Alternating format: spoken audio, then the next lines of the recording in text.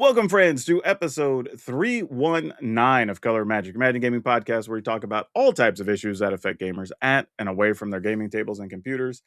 As always, I am your host, PowrDragn, and for 319 episodes, still got my main man, Brian Psionic. How's it going, brother? Going good. We're getting ready to launch several big games. WWE's almost here. MLB The Show almost getting ready to drop. So we're at that time of year where we, in theory, will be getting banger after banger after banger. Yeah, video gamers will be eating good, even if we don't get GTA 6. Everything I'm hearing so far is they actually believe November 2026 is legit now. Of course, this time last year, we were sure we were making November 2025. So I don't know. Bro, if they do make it, though, man, they just crush everybody for Christmas. Like, that's You can place bets on it on all the people that take cultural or pop culture related bets. So that's crazy. So if you think it's gonna miss, hey, Fun thing to bet on, though. great. But all right, we have a lot to cover this week. We're going to be talking about some Ninja Turtles because that's on everybody's brain. You know, we've got some AI learning to play Magic, so that's kind of an interesting story. Even some stuff around some of the Marvel Rivals things, right? Because they had a big issue already. So lots of stuff to talk about this week. But before that, we have two quick pieces of business. The first is we got to ask you if you'd help us out, support the show. Go over to patreon.com/colormagic. And at the very least, you can get a shout out on here just like Lawson Williams, who's been one of our OG supporters from nearly the beginning. So thank you, Lawson, for being a patron. We appreciate it. We really do. But not just that. If you want to make some money legitly and for the minimal effort, it takes you like a minute to go set up an account, go over to manapool.com/promo/color magic. You get $5 out of your account to spend on whatever you want. If you want to get booster packs, if you want to get singles, you want to bling out your commander deck, whatever. And it works just like the other site, you know, where you go on and you shop through different stores that have the card you're looking for. But it's got a cleaner UI and they're giving you $5. You can go in, use your $5 and don't use it again if you want to. But I think you're going to want to keep using it because the site's cool and they sponsor the show. All you got to do is go over to manapool.com/promo/color of magic. But all right, Brian, let's get into Ninja Turtle talk because I'm ready. yeah, exactly. What is it? Ninja rap, right? What was Right. that from the movies? Yep. Yeah, man, that tells you how we are, right? There's people going, what are these guys talking about? Right? But the interesting thing here is I think people wanted to make the assumption of, or there was, I don't know if I'd say the assumption, the concern, I think is more accurate because they saw Spider-Man and went, oh, it's another small universes beyond set. It's going to end up just like Spider-Man. It's like, It's set in New York. I mean, there was cause yeah, for concern. exactly. But I tell people the thing we have to pay attention to is Spider-Man from the beginning, and they've told us many different ways that the whole process was borked on Spider-Man. Nothing at the end, or very little at the end, I should say, was kind of from where it started. There were just all types of issues. You didn't have that with Ninja Turtles. Everything was in place. They knew exactly what it was going to be, how it was going to be packaged, what formats were going to use it. If you know anything about Ninja Turtles, it has definitely captured a lot of the proper flavor, right? Raphael being the aggressive red Ninja Turtle that's attacking, getting double attack steps. Cool but rude, as the classic theme song tells us. Yeah, and that's on they use the song lyrics even on a set of classes for each of the different Ninja Turtles, which is cool. So even to that, it's just like, oh, you know, the theme song, they use all the quotes on cards. It's got all the proper popular villains, they're all in there. You know, Donatello works with artifacts because he's the machine guy.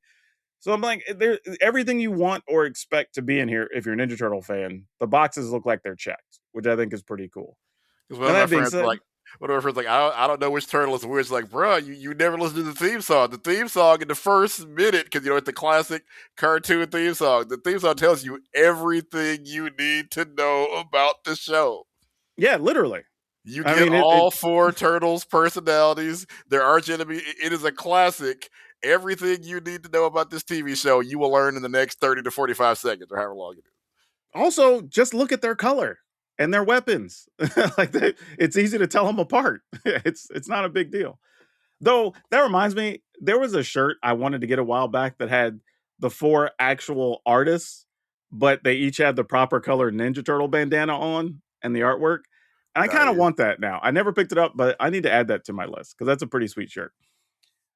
But yeah, I don't know, dude. I think this is going to sell very well. I think it's very cool.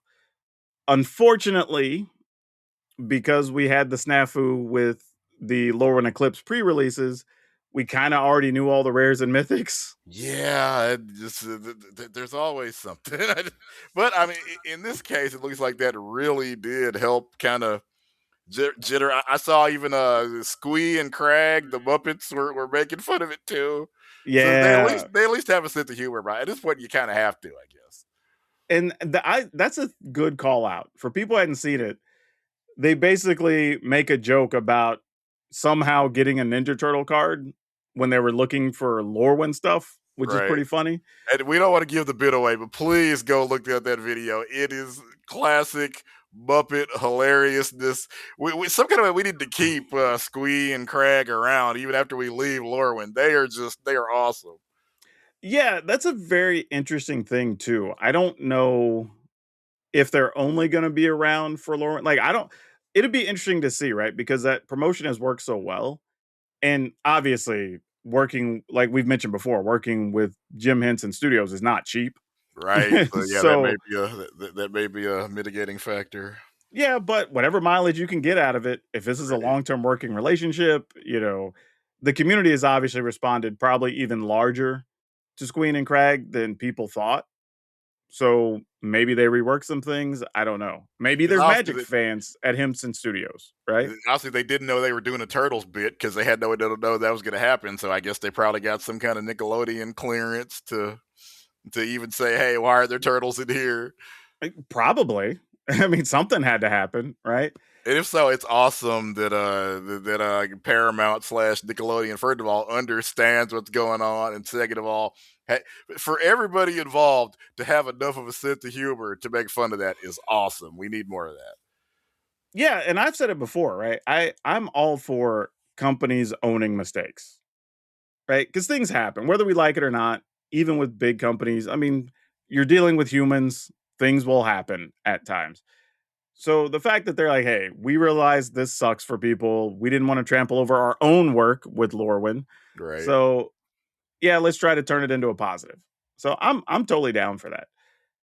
But yeah, I don't know, man. I think this preview season is going to be a little weird because it's just going to be mostly uncommons. I would think every day getting previewed, and then the last day we'll get all the commons, and then next week we'll have the early access thing with all the streamers playing and whatnot. But I don't know. What is your outlook right now for Ninja Turtles? Well, I picked up a piece on Polygon from Corey Plant, who I think is the one doing all their Wizards and Magic coverage over there. And Corey believes this is possibly the best Universes Beyond thing they've ever done. So at this point, I haven't played with the cards yet, so I have no reason to doubt what Corey is saying. And Corey sounds like somebody that like us goes back many years with various incarnations of the Turtles, and is obviously excited about it. So as we mentioned, I grew up on Ninja. As a matter of fact, I was one of the. Actually, I grew up in a very small town. I had an aunt that lived in Dallas, came out here to visit her. So I was one of the first people in my hometown of Minden to even see the Ninja Turtles. And can you imagine coming back and trying to explain to any of your friends you saw this weird show about literal mutant teenage they thought I was high, I'm sure. Because how do you explain it to somebody that's never seen it before? It's possible he genuinely believes that this is the best Universe of Beyond thing they've done. That's different than saying it's going to be their best selling. Oh, that's that. Yeah, absolutely. There's no guarantee of that. But like I said, I do think they captured all the flavor. I think it's cool that there's even like recognition for the different eras of turtles. They've done stuff specifically in all the different styles. Matter of fact, I think there's even one that's like, is it Turtles Forever? I think is a white card that has four different art styles on it for each of the different turtles, showing the different eras. So there's like the black and white pencil art. There's like the That's awesome. more current CGI art. There's like the original animated series art. I was like, okay, that's a cool touch. Just be like, hey, they've been around for like 4 decades. Right. And there's You also, I know, think, one of the commander decks, I guess, hey, the cat is built on the theme of Turtles in Time, which if you're for our younger folks that probably never played Turtles in Time, please track that down. If you even kind of like side scrolling beat 'em up games, it is one of the probably top five in that genre ever. I think for me, this, and even to an extent, when we're talking about Avatar, talking about Final Fantasy, these do feel like, I don't know. I think people overuse the term like love letters to fans, but it feels very much of just like this is fan service, right? All the stuff you expect is here. All their, the styles of the different characters, the personalities, their sidekicks, you know, people that were there for like one season in the Right. cartoon for like a cool story, got a card, right? So it's hard to be upset with it. And I get it. This somebody might genuinely think this is the best one that they've done. And to be fair, that's not an unrealistic take. Now, sales wise, I don't think it's going to be by any stretch Final Fantasy, Well, I mean, right? we are getting a new game mode apparently, so maybe that's what the marketing executive said. We might get the best selling set ever. Maybe that's what he was talking about, possibly. Man, yeah, I don't know, man. I don't know. I mean, maybe he thinks it's going to be a new commander type thing, and if that were the case, then yeah, it absolutely could be a huge seller for him. Sure, actually, but the game mode isn't that just like a different version of Arch Enemy, but you're just playing against the deck instead of a person? Which, to be fair, they, I, well, people may not know this. They actually did something like that for league play in the original Theros. There were, I didn't I know that. believe, I'm going to guess there's a yeah, lot, especially since we've been doing Universes Beyond. I'm going to guess there are thousands of people playing that have no idea. By the way, I was yeah. playing during Theros, and I didn't know that. So I believe there were three different decks, like a maybe like an easy, medium, hard, or something like that. But there were three different decks you could play against as players. And the deck had just like automated rules and stuff or whatever. But oh yeah, yeah, there's definitely a boss mode. I think the World of Warcraft had that. yeah, yeah. Obviously Upper Deck Legend. So it's not necessarily a new game mode in card gaming or even in Magic apparently, but maybe they figure with all the new Universe Beyond people, there's a strong possibility they've never seen this mode before. So maybe that's where Yeah, maybe our marketing exec is really thinking that this mode is gonna take off. We'll see. It'd be maybe. awesome if it did. I guess. I still think if anything's gonna push those sales, it's probably the superhero set in the summer, but we'll see. We'll see. But yeah, let's go ahead and step into the soapbox because I think we have both have a couple of very interesting things to talk about here.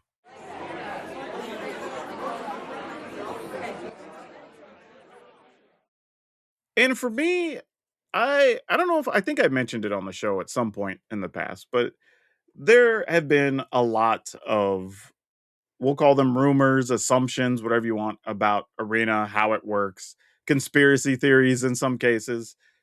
And I was like, let me just get a hold of somebody at Wizards on the Arena team and just interview them and just like, hey, let me just ask you these questions and we put it on the record. And we went back and forth. We finally found a day it worked. We were able to record everything. I made the video, I put it up. And I was even thinking, like, there's going to be people who hate this just because their bias isn't confirmed. And sure enough, I think it took like 4 minutes before the first comment came in. I was like, yep, there it is. Right. But even the crazier part, though, is they're mad at me. And I'm like, what? Like, You rigged it. I just gave them, I put the dude on the record. I put Wizards employees on the record to say something. Like, what more can I do? You're like, why am I the bad guy? Right? Like, no, of course this is rigged. I don't know why you would even make this interview. And what do you expect them to say? I'm like, well, who else do we ask? We'll tell you, we like a good conspiracy theory, but you got to explain who's benefiting, right? It's the flat earth thing doesn't make sense because, like, okay, why are we trying to lie that it's round? Like, who big round ain't making any money? you, Big round. you know what I That's mean? my new Like, favorite conspiracy. but it's like who's winning? You know what I mean? Like what's the benefit of that. Globe manufacturers. Globe manufacturers are the ones that started it. Yeah, I guess. I don't know, It's right? all a hustle. It's such a weird thing. Because I'm sure So, they're still doing really well in the current economic climate. yeah, also true. If I had to find a globe, I don't know where I'd even go right now. A library, probably. Yeah, it'd probably be. I don't know. Like, I'm talking about if I wanted to buy one. If I wanted to literally have a Oh, globe and take it home, because the library's probably only got the one, and it's for them because they don't know where to find another one either, hell, if eBay or Amazon don't have them, I couldn't tell you. right? Like, so yeah, it's just a weird thing, right? And when it comes to some of this stuff, which all got addressed in the video. So if you're watching this and you're on YouTube, go to my channel. The video's up. When you're watching this, it'll probably be yesterday that I went live. But the thing is, there's stuff like people believe. Matter of fact, one of the comments, somebody's like, "Oh, well, I won 5 games in a row, and then the next two, I just got mana screwed. So they're making sure I can't win a bunch or whatever." And it's like, what would the benefit be to Wizards if everybody was just frustrated because they couldn't win games, or your best players didn't win at a percentage that made sense? Then it would stand out immediately that stuff was going on. And who wins from that? By the way, it is possible to win a game after being mana screwed. It's been done before. Sure. But that's the thing, right? All these things people are mad about and saying like they would have put into the system. It's like even people that think, "Oh, well, the decks work better for us as creators and YouTubers because Wizards makes our accounts get better draws." That's literally a thing people believe. And I'm like, that doesn't help Wizards because honestly, if we made a bunch of crappy decks, eventually it harms us as creators. Because we're like, look at this deck that went 15-2, and then you play it and go 2-15, and the next person goes 0-17 or whatever. Then there would be a big problem there. So, like, nobody's winning by believing all this stuff. Like, there's no benefit. Like, that's the thing. Even if we truly, in our heart of hearts, believed it's true, just explain to me why. Why would they do it? You know what I mean? And then the other part is you can't also say that Wizards is incompetent, can't do stuff, whatever. But over here, they're mechanical geniuses that are doing all this Yeah, stuff I to was gonna manipulate say everything or it's whatever, right? one or the other. Yeah, I've always said that. Like, if you're gonna, and I've applied it to everything in life. Like, you got to pick a lane and we can have a discussion, but you can't drive in both lanes, right? It's either they're incompetent or they're Yeah. technical geniuses, but you can't argue both sides. Like, are you General Patton or Cobra Commander? You cannot be both. Yeah, exactly. That's exactly it, right? That's all. And my gripe and why I put in the soapbox is even after all that, coming after me doesn't do anything for you. I literally am just the guy who said, I'm going to make them put something on the record, which is, I'm the only one I know of who's done that to my knowledge, to ask them all of these conspiracy questions and get them to actually answer them. Like, I gave you the best thing I could give you, literally. Like, took time out of my day, worked with them to make a time that worked. Hell, I didn't. And the other thing, too, is, and not to insult anybody at Wizards or anything, but developers are what I call inside employees. They're not even experts at dealing with PR and the outside community and whatever, right? The fact that they even let them do the interview was Right. already nice, to be honest. And they thought, oh, yeah, this seems like a good interview to do. Because even in the interview where I'm talking to him, he's like, oh, yeah, I've heard that one before too. Or I'm aware this is a thing. And he seemed pretty candid. So I'm like, be mad at the messenger, I guess, but I can't do anything more. They probably heard some conspiracy theories you hadn't even heard before. Yeah, oh yeah, there was some questions people asked that I thought were just laughable, but I still asked them anyway because because that's the thing. I took the questions from the community. I asked on socials, I had people in my Discord, I asked my YouTube members.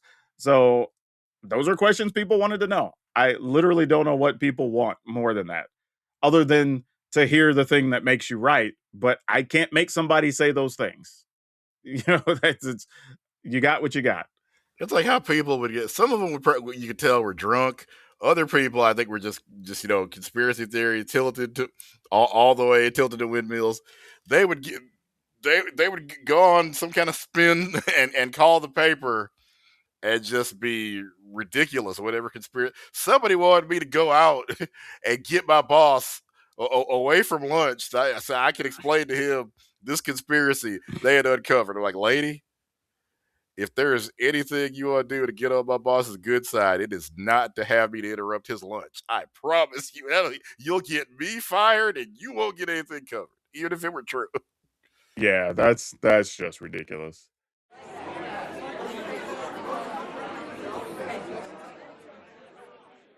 Yeah, Marvel Rivals dropped its latest character, Elsa Bloodstone, I believe, on Friday, and she already has been nerfed because wild times are happening. She does, and I'll admit, her kit is a lot. I've been playing her for a few hours. I'll not even pretend I understand everything, but I mean, she's got, I think, two separate dashes, and then she has a thing where she can fire her gun and essentially get three dashes. It's wild. She has almost like a Pokemon that she carries with her, and I think you can throw it. You can also recall it. So you can technically lock an opposing character up for probably 10 to 12 seconds pre-nerf. It's Jeez. wild. She does so many bizarre and all lore accurate things, but just the level of expression you have with this character and the things you, especially somebody that's really cracked in the game gets on there, man, you'll probably never touch them in a million years. So it's definitely a skill intensive character. Not just I think probably anybody can pop, but the truly incredible YouTube highlight reel stuff, it's going to be skill intensive. Dude, that's crazy though. Locking somebody down for more than 10 seconds? Like, Which, in fairness, you do have to hit the ult. Now the hitbox was ridiculously large. I think that's one of the nerfs is that they took Glartrox's hitbox down a bit, but you do have to hit the thing properly, recall it properly, and again, not get shot during the process. But as I mentioned, by three different dashes, so it's all that's of it takes crazy. practice, but it's still really good.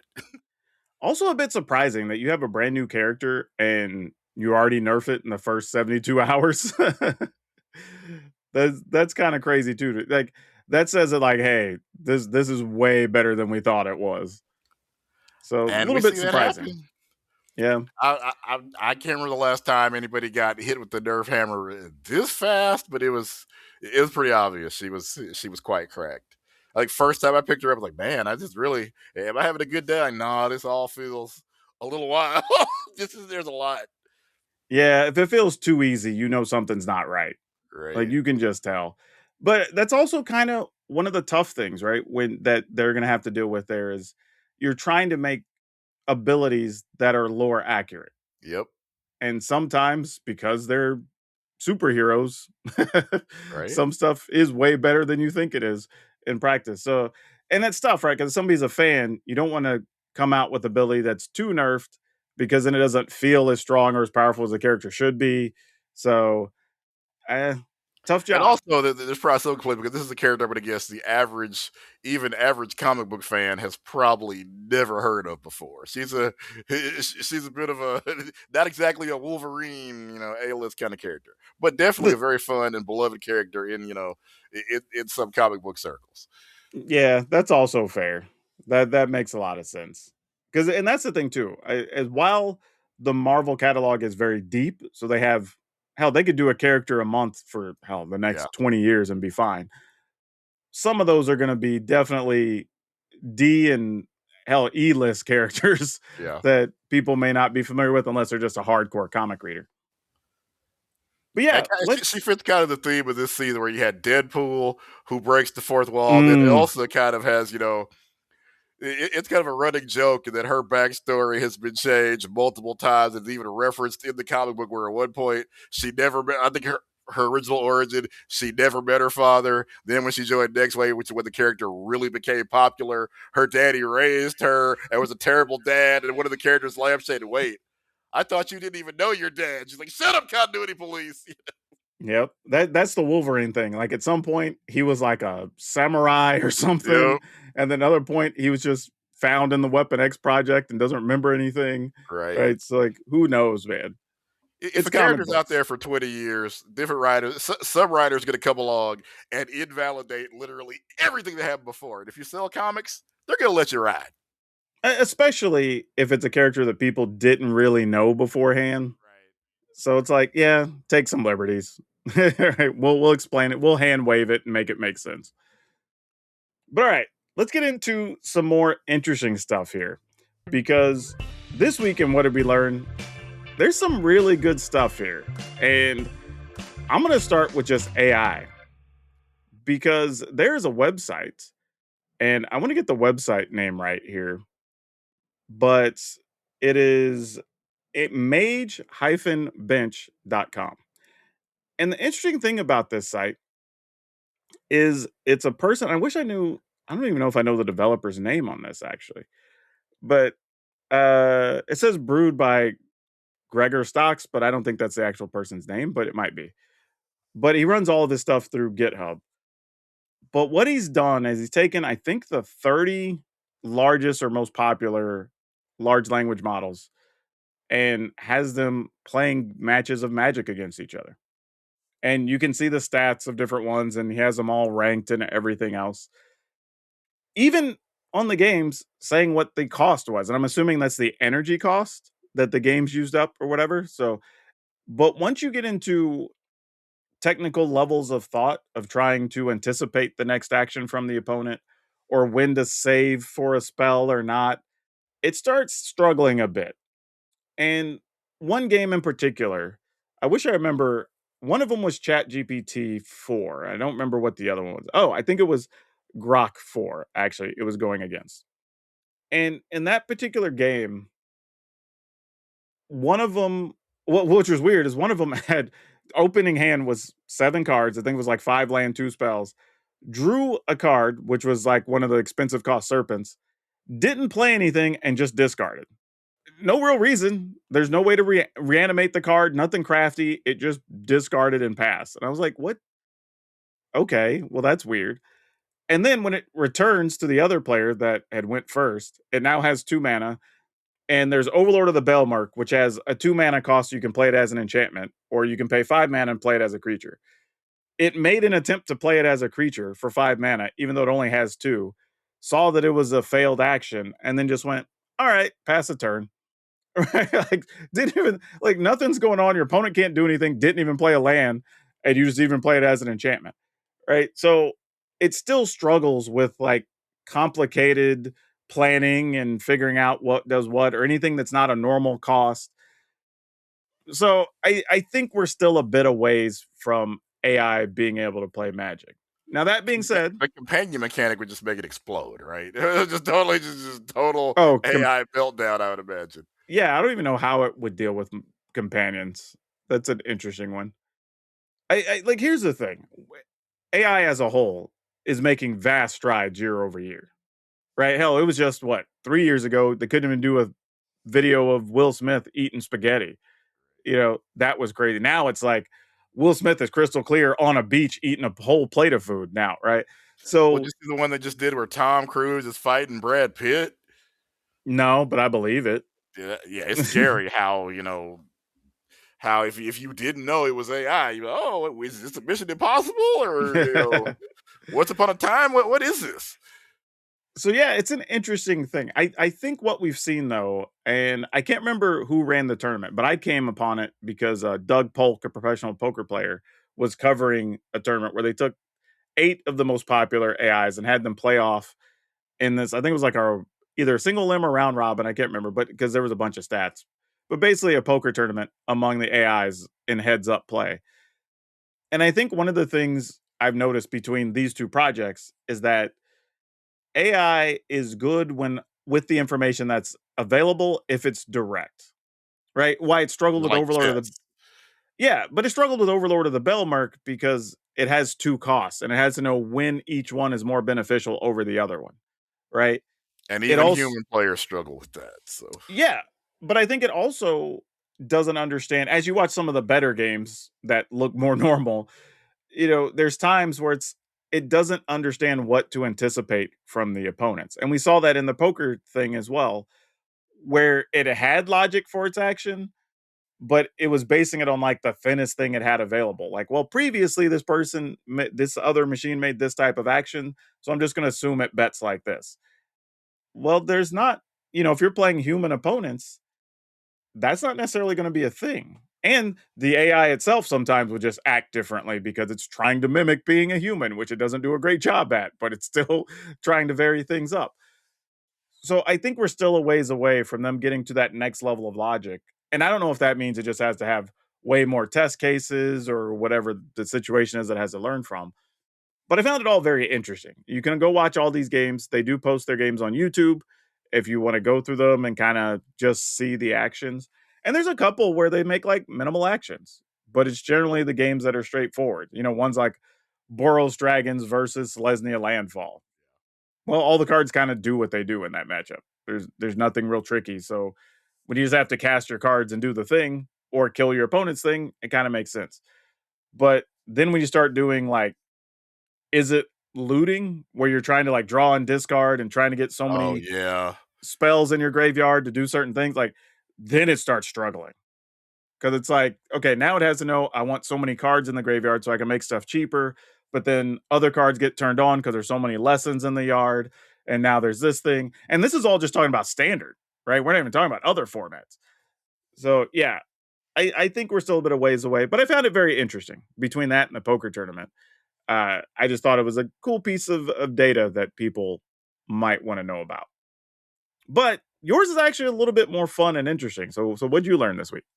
Yeah, as I'm sure y'all know, the streaming wars are out there. Everybody is trying to figure out who should stream what content, how much they should pay for it, and all that stuff. But Tubi, which by the way is free, so good on Tubi.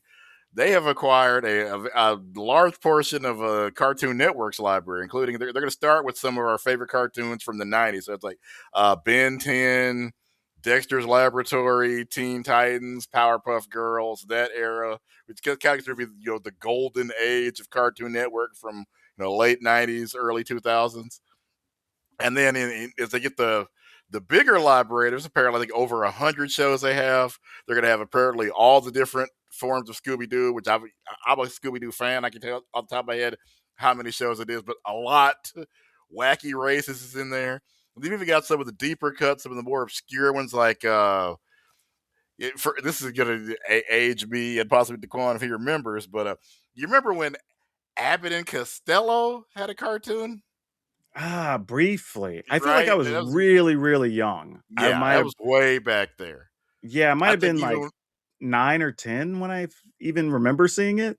Yeah, I think even when we were young, that was probably something that came out in the '60s and kind of just stayed in rotation. I think, It- but every so often they get the idea, hey, this celebrity is really funny and would fit a cartoon. Here's one, or sometimes they just take something that's really popular as a TV show. For example, here's one that I had almost forgotten. CBS did a Dukes of Hazzard animated series. Dude, it was funny. Before you said that, I actually thought about I was going to mention the Dukes of Hazzard show because that's one of the TV shows that became a cartoon. Yep, That's funny. that happened. And it's kind of weird because a lot of places will not show the Dukes of Hazzard at all because, of course, Confederate logo, General Lee. So Oh yeah, yeah. they, There's some stuff that's right on the borderline in that yeah. show for real. But of course, because everybody was watching it, it was one of my favorite shows as a kid. And Daisy Duke obviously didn't hurt matters either. Yeah, you don't say. If crushing on Daisy Duke is wrong, the 10-year-old Brian did not want to be right. It is interesting though that you bring that up because the streaming services are now finding other ways to make money, right? Because like you're saying, these properties are basically dormant, right? They're just sitting around, nobody's showing them. Hell, what some people probably wouldn't feel comfortable even showing like Animaniacs these days because they were already borderline to begin with. But there's stuff like that, popular ones that just aren't on TV right now. Right? So you go to these studios and be like, hey, we'll give you a couple mil if you let us like show these. Like, all right, you get the license for 3 years or whatever. And Animaniacs, I think, is on the list of stuff that's coming down the pike. There you go. Right. And that's one that I think a lot of people who've not seen it would enjoy it. And oh So my God, they are the classic example of getting stuff past the censors. I mean, the things oh they got away bruh. with. Like when they said we need you to go get fingerprints, Right? like That's what you I know was what I'm thinking. talking about? Oh Like yeah, oh yeah. We're like, oh my God, yeah. Yeah, how did like nobody, how did the censors not pick up on that? I'm just saying that's one of those if you know, go YouTube it, go look it up, and it's a joke that will make sense as soon as you see it. And you'll be like, wow, they put that on TV and kids. but kids weren't going to get the joke. Exactly. Kids would have no idea, but parents are like just doubled over or calling Yeah, centers, whichever one. exactly. And it was weird because that was a show that could have stuff like that and be on the edge of racy, but then also be very like practical, timely, and educational. Yep. It was on it rode the whole spectrum, which was very cool. But another thing too I've seen recently with streaming service, especially like Netflix, they've started entering into a lot of partnerships with different YouTubers. And I think they've looked at these studios and been like, "Hey, we've been paying these people 10, 20, $50 million to go out here, spend 3, 4 months making a show that's like 2 hours and then it's over and done." Right? So if I can just go to some YouTuber and pay equal money or less and get 10 times more produced in the same amount of time, like why wouldn't I? Because YouTube, like these content creators online have found a with very small budgets and very limited teams to do a lot of stuff of decent quality. And not only that, they know how to connect with audiences. So they'll keep coming back. So I think streaming's gonna look very different in the next couple of years. They've in some cases created or revolutionized entire genres, like a Dude Perfect. Just Oh how yeah. everybody's sitting at home like, I bet I could hit a major league fastball. No, we promise you couldn't, and we're gonna prove to you that you couldn't. Dude, I honestly we were talking about this not long ago. Like, what was the hardest thing to do in sports? I think hitting a fastball might be it, but returning a serve from like a pro tennis player Yeah. also like I could get lucky and maybe hit one, but I ain't guaranteeing it's going back across the net. I might just make contact because the racket's big enough. You know, And the like classic example for baseball, Michael Jordan is one of the greatest athletes that ever lived. Even he couldn't hit the curveball at the major league level. yeah. I mean, that says a lot. People train their skills for very specific Now, reasons. admittedly, had he started before he was, 36 or whatever, he probably would have had a better chance. But there was just there was no hope. It was bad. Oh, sure. But yeah, I think this is a good call out though, dude. I think streaming will not look like what people think it's gonna look like in a year's time, which is Whoever actually ends up with Warner Brothers, and at this point, it's probably still too close to call. But whoever wins that is going to have so much because you get Batman. Batman puts butts in seats. Pretty much always has. yeah, can't deny that. All right, let's get into a couple of quick topics and then we'll round up with some dinner table action.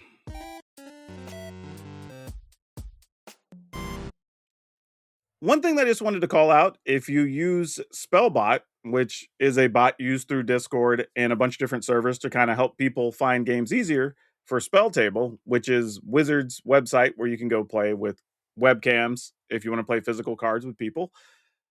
That's going to be a problem now. There was recently an update to Spelltable that everyone believes was created to probably stop some type of website scraping or AI stuff or whatever, which makes sense. A lot of websites are doing that these days. However, in the process, it apparently broke a lot of the stuff with Spellbot. And the creator went online to post about it to let everybody know and says he's probably not going to try to work through it and work around it because that would probably also break some type of terms of service for Spelltable. So he says there's still Convoke, Gerudo, and TableStream if you want to use those sites. Spellbot will still be connected to those. But it will be interesting to see if Wizards comes forward and makes any type of concession for Spellbot or works with them because this was used by several major Discord servers. We talk about Play ADH, the Tolarian Community College used it. I think MTG at Home used it. So there's a lot of big channels. The Commander Staple, some of the big communities were using this bot fairly regularly, and that was driving people to Spelltable, which you want people coming to your resource because people can use it for other things that aren't just magic even. So if you can keep that the preferred way for people to play, maybe if somewhere in the middle some magic players decide they want to play some Lorcana or some Riftbound or whatever, they're going to be playing it on Spelltable, right? But if you have them going elsewhere, that's fewer people making their foot traffic, through Spelltable. So I don't know. It's just kind of a note. If it's something that you're wondering why you can't find Spelltable games in your Spellbot when you log on next time, that's probably why. There was a lot of text that like YouTube went down yesterday for a lot of people I saw. It's been Yeah, I saw somebody talking. I saw a post about it. Fortunately, I never saw the glitch, but it was It's down like I for. think I had it on my phone and my PlayStation, but Tish didn't have it, and we're in the same house, so it was weird. Yeah, I don't know because there were a lot of people saying like, "Yeah, I can't see anything in my analytics. All my views went to like 0 for like 45 minutes," and I was like, "I don't know, mine looks all normal." So, I don't know what happened, but it wasn't out for very long. Fortunately, they got it back up.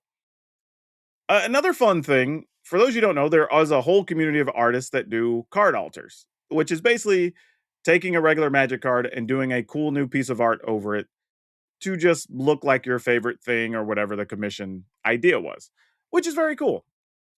And I think this was kind of what went on before Universes Beyond, right? There were a lot of one ring soul rings that got done by artists, but before we had an actual one ring, and they were usually soul rings. But there is a particular artist that goes by Klug Alters, Klug. He's been around for a while, long time. I actually can't remember a time where he hasn't been around, so it's been quite a bit. But he's already been on the more expensive end and always has a wait list to my knowledge if you want him to alter one of your cards. But he recently did one that was a lightning bolt that kind of looked like Lego bricks stacked together. That And sounds then, awesome. yeah, and then the artwork and the text box are inset. So it looks like it's a 3D thing of bricks with like the artwork behind it, which is very cool. The dude is super skilled. That card sold in an eBay auction, finalized at over $16,000. That makes that, to my knowledge, by far the most expensive altar that I've seen. There could be others that I don't know about, but this is the most expensive one I've seen. And he had a previous one sell, I believe, back in December, which was a heroic intervention that sold for like 2K ish as well. And he's has a wait list. He's had a bunch of other stuff sell very high. But I think he's just reached to the realm of, hey, this is the most expensive altruist in the Magic community. Like I don't even know what his asking price would be right now. It probably starts at 1,000. Because once and let's see, once you establish that baseline, people start, it becomes almost a bidding war. Like, hey, I paid 16,000. Oh yeah, I paid 20,000 for it. Yeah. I mean, realistically, or people go, well, I have to, I guess, bid at least 4K or else I'm not going to get it because I know Also, that all the other stuff has gone up, right? So now people are just bidding to outbid themselves or to try to discourage other people from bidding it up. So yeah, it's a crazy thing. I mean, good for him. Don't take nothing away from him because his art is great. He's obviously built a reputation and earned it. So kudos to him. It's just wild to see that though, that people are paying that. But you are getting a one of one. There is that complete. And he previously did a counter spell, and he might be doing. I think it was it was a counter spell, but he might be doing one for each color and just slowly rolling them out. But yeah, man, let's bring back a segment that we kind of gotten away from a little bit in the dinner table. And for those who don't know, if you've been listening the last few months, we haven't had dinner table segments because kind of wanted to save them for particular issues or things that come up. And I felt like this week we had kind of an interesting one to talk about because it is Black History Month. It's the month of February. And we haven't talked about that too much. But I had a thought, and I was talking to my community about this the other day of they're like using myself as an example. I'm about to come up on 6 years of daily posting stuff on YouTube.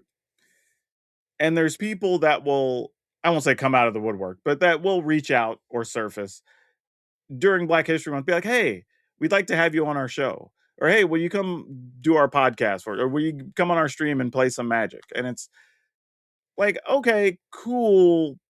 But also, where were you during all this other time?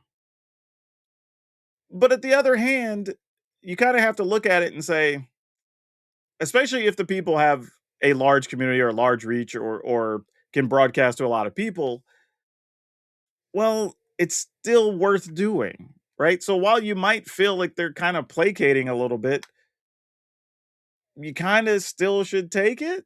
At least that's my perspective. I liken it to I may not be a fan of Elon Musk, but if he decides he wants to donate $500 million to an orphanage, you kind of go, I don't like the person who donated it, but the money's still going to help a lot of kids and solve a lot of problems. So you still take the money. You know what I mean? In this case, it's not money, but you take the press and the publicity or whatever. So, like, I don't know, Brian, how do you feel about it when stuff like that happens? Well, I've been trying to pitch a Black History program for 2 years and nobody's picked up on it. So I haven't had that problem. There you go, right? So Was this the Magic community that was booking you during Black History Month? yeah, it's mostly Okay. within the community when that happens. And I'm also thinking about previous years. There's been once or twice where I think somebody wanted me for an interview for something, but part of me does just go like, I've been here, man. Where y'all been all this time? You know, like literally in a given week, I have, I don't know, 8, 10 videos go up, 2 podcasts, sometimes a couple streams. Hell, this weekend I'll be doing commentary for the arena championships. It's just like, it's not like I ain't been here if you wanted to do business with me. But also, I have to look in, I don't know somebody's intention. They might genuinely be like, hey, I'm just trying to do my part and put some black voices out there. So you're the one I know and I'm reaching out to you. Right. And they might be completely genuine about it. Like, you never know. So I take it and do it. But there's always that thing of like, you sort of wonder. So I say this to say, if you do have other people of color in your life or in your spheres for various reasons, it's probably pretty nice to reach out sometimes for some projects or including some things when it's not the like month or week or day that you're kind of celebrating their background. Other times are cool too. I would still encourage you, to do something for not just Black History Month. There's obviously there's Pride Month. There's like Asian and Pacific Island Heritage Month. There are Yeah, several of these, by the way. So we're not just talking about Black History Month by any stretch of the imagination. absolutely not. I think any group that you can help celebrate or elevate is always good, And whatever and time of and the the year. same thing applies. It doesn't have to be during a particular month either. Hell, But we I, go I to guess I guess I would say I would rather you did it a particular month than not at all. I guess I would put that out there. exactly because like we even went back and talked about right when the whole George Floyd thing and all that was going on. Like we had a talk and we even said it on the show. We knew people are going to be looking to elevate black voices. They were looking for content from black creators or whatever. But we also knew that wasn't going to last. Right? Like And it once didn't. yeah, once the moment passed, like we were slightly up above normal, but so like we got a boost from it, but it wasn't as big as it was at its peak when everybody was I don't know what the best word is there because I don't want to make it sound negative, but they were doing the thing they thought they needed to do to be supported, I guess. You know. But yeah, either way, just support people of different communities and elevate them and include them in things and share their works because that's how you make it more normal and inclusive. But all right, Brian, where can they find you when you're not doing this wonderful show? All right. I'm uniquely Tish, obviously cooking up all the things, various meals for really, really low. I sound like I'm selling something. I guess technically I am. But various meals for really low prices and trying new foods and new dishes and things. Remember to be awesome. And most importantly, be awesome to each other.